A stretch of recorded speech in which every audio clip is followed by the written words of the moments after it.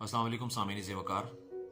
मैं पिछले दिनों कुरान करीम के हवाले से कुछ रिसर्च कर रहा था और मैंने ये देखा कि 50 से ज़ायद मकामात के ऊपर अल्लाह रब्बुल इज़्ज़त अक्ल और दानिश का लफ्ज़, रीजनिंग का लफ्ज़ यूज़ कर रहे हैं कि कुरान करीम को जब आप समझें तो अकल यूज करें, अपनी अकल का इस्तेमाल करें। कुरान करीम चूंकि आपको पता है इल्हामी किताब है, आपको यह भी पता है कि क़यामत तक कि तमाम मुसलमानों के लिए यह हिदायत का जरिया है। तो यह किस तरह हो सकता है कि यह एक जमाने के लिए हो?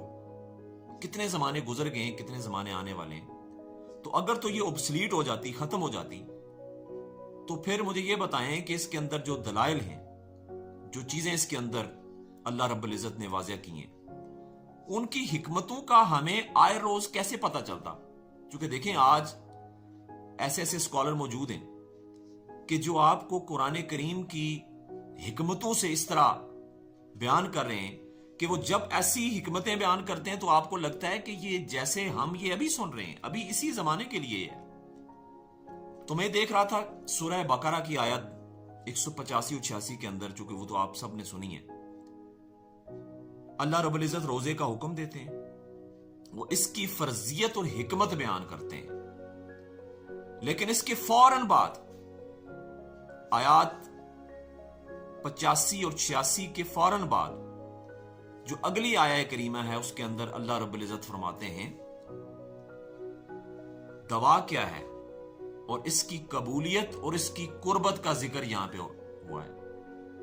व इज़ा सालका इबादी अन्नी फ़इन्नी करीब उजीबु दावता दा इज़ा दानी फलयस्तजीबू ली वलयुमिनू बी लअल्लहुम यरशुदून। ये समझिएगा, ये कुरान की तरतीब ये ऐसे नहीं है, एक आयत पीछे है, एक आयत आगे है, एक आयत उससे आगे आने वाली है। हर आयत का एक मौजू है, एक मकसद है। अब देखें, यहां पे अल्लाह रब्बुल इज़्ज़त अपने महबूब सल्लल्लाहु अलैहि वसल्लम से इरशाद फरमा रहे हैं कि ए नबी, जब मेरे बंदे आपसे मेरे बारे में सवाल करें तो कह दीजिए कि मैं करीब हूं और मैं दवा को कबूल करने वाला हूं जब वो मुझे पुकारते हैं। बस उन्हें भी चाहिए कि वो मेरी बात माने और मुझ पे ईमान लाएं ताकि वो हदायत पालें। अब ये देखें कि हमारे शऊर में या लाशऊर में कहीं ना कहीं बाज़ औक़ात ये जरूर होता है कि यार ये जो दुआ हम कर रहे हैं, क्या पता ये कबूल होगी भी, ये नहीं होगी। कहीं ना कहीं ये चीज जरूर होती है।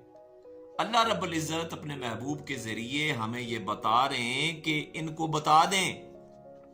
अब ये देखें, ये दवा का जिक्र रमजान अल मुबारक की आयत के फौरन बाद हुआ है।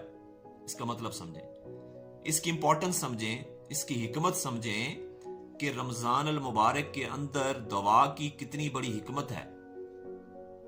दवा चूंकि रब्बे करीम के साथ एक कनेक्शन है आपका, ये सिर्फ मुतालबा नहीं है बल्कि ये शऊर की तब्दीली है।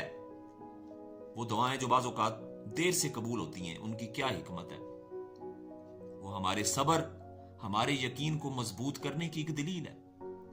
तो यहां पे मैं इस आया करीमा की हिकमत समझ के मैं हैरान रह गया कि कुरान करीम ने वो आया करीमा जो रमजान अल मुबारक के फौरन बाद जो आया करीमा भेजी मुसलमानों के लिए, उन्हें यह बताया कि आपने परेशान नहीं होना, गमगीन नहीं होना, आपकी दुआ कबूल होने वाली है, आपकी दुआ जरूर कबूल होगी। रब्बुल इज़्ज़त हमें अपनी दुआओं के कबूल होने और अपने रब्बे करीम के साथ हकीकी रिश्ता बनाने की और निभाने की तौफीक अता फरमाए।